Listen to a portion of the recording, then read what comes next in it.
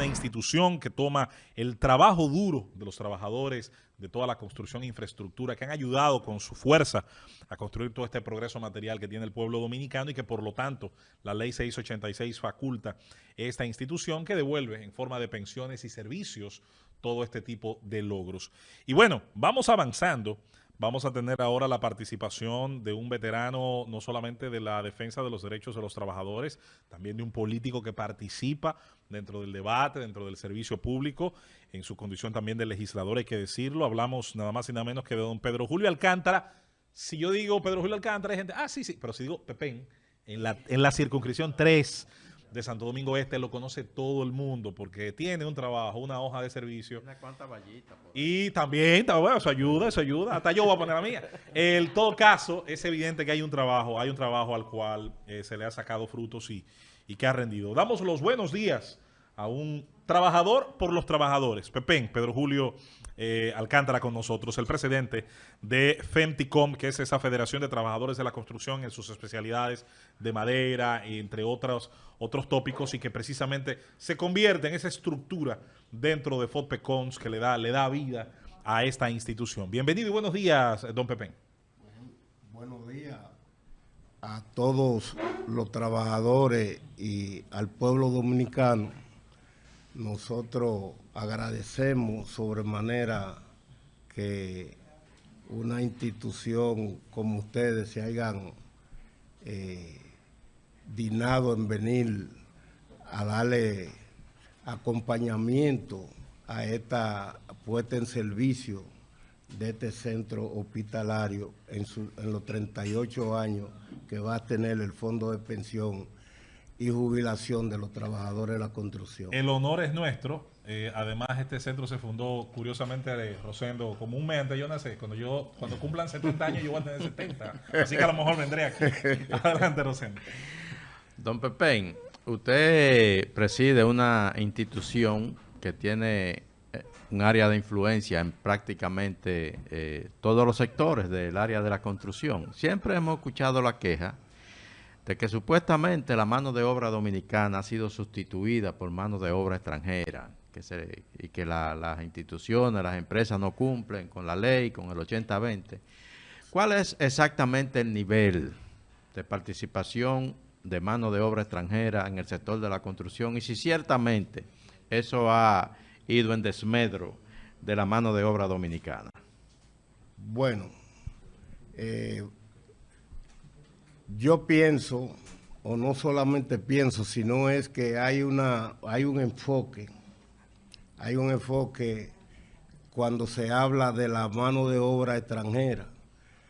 Como ustedes entenderán, esa mano de obra viene sin ninguna preparación, logra prepararse y intervienen en la industria de la construcción, en los trabajos que usualmente se hacen en la obra gris. Pero si ustedes observan, cuando la obra tiene su desarrollo, entonces intervenimos los dominicanos. Quien le habla tiene 50 años trabajando construcción y gracias le podemos dar a Dios que ni siquiera nos enfermamos. Qué bien. Susana. Pedro Julio, bellísimo nombre, así se llamaba mi padre, Pedro Julio Gotró. Mire, usted es una federación, o sea que hay otras asociaciones que están, ¿verdad?, dentro de la institución que usted preside. Yo le voy a hacer una preguntita que tal vez no es algo que ustedes lo digan. La mano de obra extranjera no puede participar del fondo, y ciertamente está relegada a la obra gris, pero cada día es más masiva. ¿No han empezado ustedes a buscar una forma de que ellas también puedan estar representadas en la federación para evitar que en algún momento ellos formen un núcleo aparte, en el cual ustedes no puedan tener algún tipo de influencia? Bueno, primero nosotros no tenemos ningún temor de eso, porque la realidad es que la federación que nosotros dirigimos tiene 110 sindicatos en este país, en todo el territorio nacional. Y con esa organización que nosotros tenemos, hay haitianos, hay mexicanos, ¿tú ves? tenemos algunos miembros que también están interviniendo, que no son haitianos, sino venezolanos. ¿Tú ves? Eso no es tan organizado, pero sí nosotros tenemos extranjeros organizados de distintos países. Eso accesan a la pensión en razón de que su empleador le solicita La regularidad. y la ley 686 tiene que ir en auxilio de ellos a través de la solicitud que le hace su empleador. Y nosotros agradecemos al fondo de pensión que le da cabida a esos extranjeros, pero esos extranjeros también están regularizados y tienen cédula. Exactamente.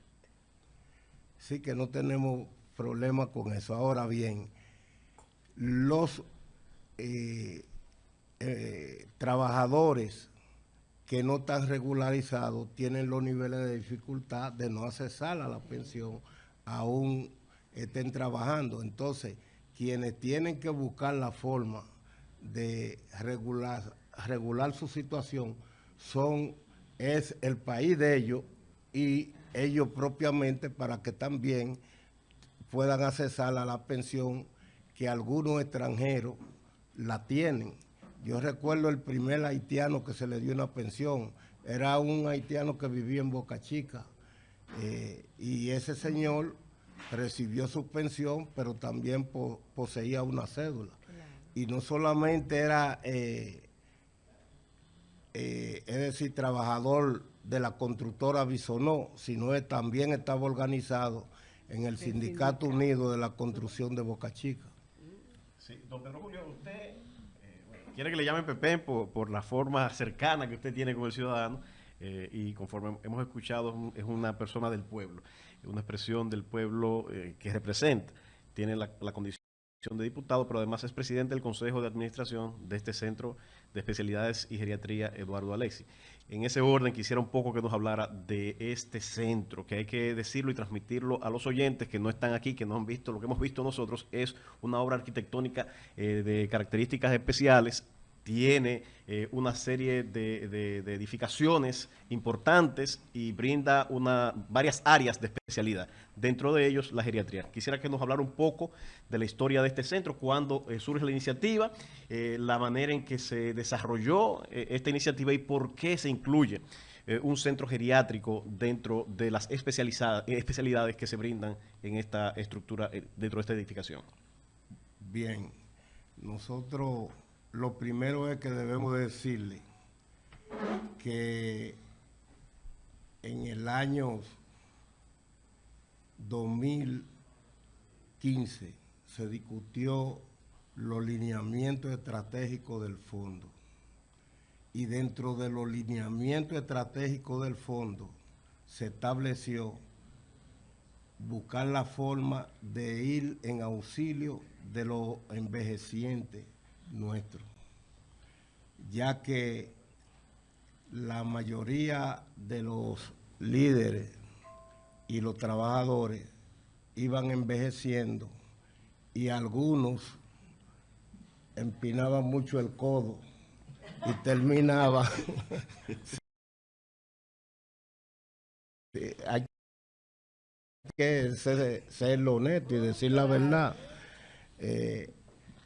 Empinaban mucho el codo y iban envejeciendo sin fuerza económica para sostenerse.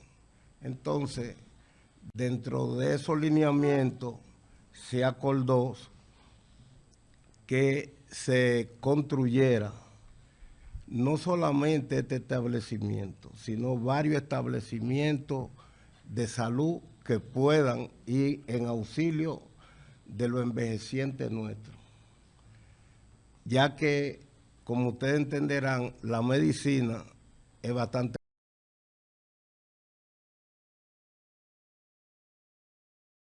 cara y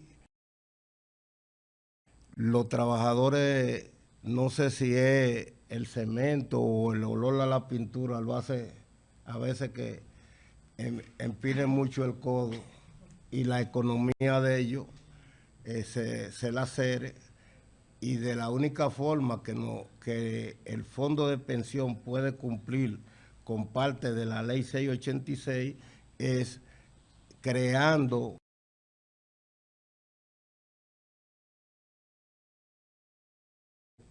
este tipo de bien que pueda, es decir, remediar en cualquiera de sus partes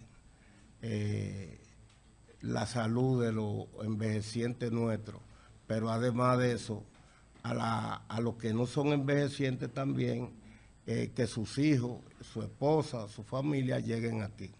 Pedro, partiendo de lo que... Yo quiero hacer un pequeño paréntesis, ¿cómo no? porque oí cuando estaban entrevistando a el licenciado Julián, quiero decirle a la señora Susana que la primer mujer que se pensionó se llama Nelcy Quesada. Empezó como albañil, ceramista. ¿Y usted sabe cómo terminó? Ella es ingeniera en San Pedro de Macorís. ¿Cómo se llama ella? Nelcy Quesada. Pionera, le abrió las puertas a otras mujeres. No he entrado tanta, pero Ceramista, Don no Julio. poniendo bloque, fue lo que dije, ceramista. No, y albañil, Don Julio, mi amor, y albañil. el viceministro que representa acá el fondo nos decía ahorita que el Estado no tiene problema, que el Estado paga siempre sus recaudaciones. Pero el Estado es el que mayor, y separo el Estado del sector privado porque yo sé que no hay una obra, no hay una sola obra del sector privado que no pase por el sedazo del Ministerio de Obras Públicas, porque la mayoría de todas esas obras son financiadas por el sistema financiero dominicano, y para poder dar un financiamiento amerita aprobación de plano, ¿no es así, arquitecto? Así es. Y amerita una rigurosidad, no así el Estado dominicano. Sin embargo, se supone entonces que este fondo está repleto de recursos. Si el 1% de 50,000 millones de pesos que podría invertir el Estado en un año, estamos hablando de 500 millones de pesos anuales, ¿cuánto están entrando al fondo anualmente?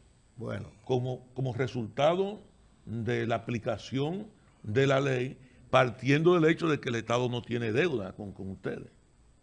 bueno, es una buena pregunta, pero debo de decirle que debe contestarla lo que manejan la finanza del fondo. Bien hecho, no caiga en gancho, así mismo. Yo lo que manejo son los trabajadores de la construcción en el país. Van a venir para acá los que manejan la finanza. Oh, aquí está el director. Bueno, porque vayan buscando los ejecutivo. numeritos, porque yo necesito saber cuánto, Sí, claro cuánto, que sí. cuánto se Pero- está recaudando el fondo, confirmar que el Estado ciertamente está pagando, Y es cumpliendo información con la pública ley, eso. para Sí. luego poder exigirle al sector privado que cumpla con lo propio. Claro. Sí, el que no cumple el sector privado, no todo, una gran parte. Debo decirle lo siguiente, la federación nuestra, que siempre se ve en la necesidad de trabajar en favor de sus miembros, en los últimos años, nosotros no vamos a la calle precisamente porque el Estado viene pagando las obras, pero además hay una condición que si el contratista del Estado no liquida el fondo de pensión, el Estado no le da el último pago. Es bueno que sepan eso. la cubicación. Don Pepén, ustedes son representantes de una zona con un alto desarrollo, la zona de Santo Domingo Este. De hecho, usted es un político acabado, candidato, y participa mucho de la dinámica económica de esta zona. ¿Ustedes están sembrando entidades aquí, están aportando a esta zona porque quieren descentralizar los servicios de los trabajadores del Distrito Nacional? Bueno, yo le decía que de acuerdo a la discusión que se hizo, recuerdo que hicimos una gran discusión y empezamos a trabajar en unos lineamientos estratégicos. Se estableció lo siguiente, que en el Gran Santo Domingo y en el distrito debíamos de construir un centro hospitalario. Pero ¿qué ocurre? En el momento que se inició esta obra, por ejemplo, no fue para nosotros, fue por la facilidad de que este terreno ya era propiedad de los trabajadores de la construcción. Esta parte donde precisamente estamos. Y lo que, es decir, eso fue lo que dio la facilidad de que nosotros iniciáramos, porque no teníamos el capital necesario para comprar quizás en el Distrito Nacional o en otro lugar que nos permitiera desarrollar este centro. Esa fue la idea.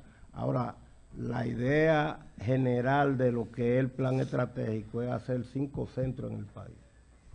Y este es el primero.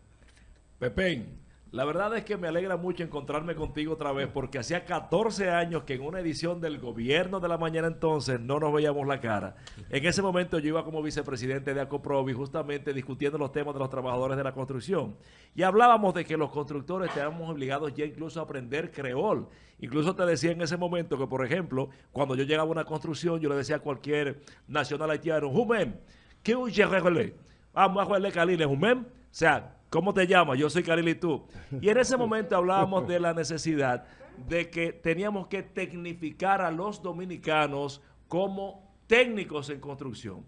La pregunta es, aparte de este maravilloso centro importante, pues elementos geriátricos que demuestra cómo han crecido, ¿qué está haciendo el fondo para poder incorporar a toda esa juventud ociosa que no está haciendo nada, que está en los drinks, que está en el teteo y demás, para que puedan ganar buen dinero asumiendo el sector de la construcción, ya que se vive muy bien en la construcción en República Dominicana? Bueno, de que se vive muy bien, yo... Habrá que ver. Eso, sí, nosotros recordamos muy bien esa parte. Claro. Pero tú no estás tan sonriente esa vez. Te va a ahorrar decir por qué. Estaba en confrontación. Estábamos confrontando, era. Sí. Y estaba en minoría, ¿no? Pero debo de decirle que hay una tarea que hace el fondo de pensiones, que es que suministra los fondos a un instituto de formación técnico sindical que tienen los trabajadores de la construcción, donde se forman de todas las especialidades. Lo que, es decir, las cosas que nos desfavorecen a nosotros es que los grupos de trabajo de nosotros se mueven en el país entero. Ahora mismo estábamos hablando de Bávaro, ahora estamos hablando de Pedernales. Es decir, que emigran constantemente de acuerdo donde estén las fuentes de trabajo. Y nosotros podemos decir que, como usted expresa, no es que ganan lo justo. Nosotros cada 2 años se discute una tarifa salarial. Les toca a la Federación Nacional de los Trabajadores de la Construcción encabezar esa discusión.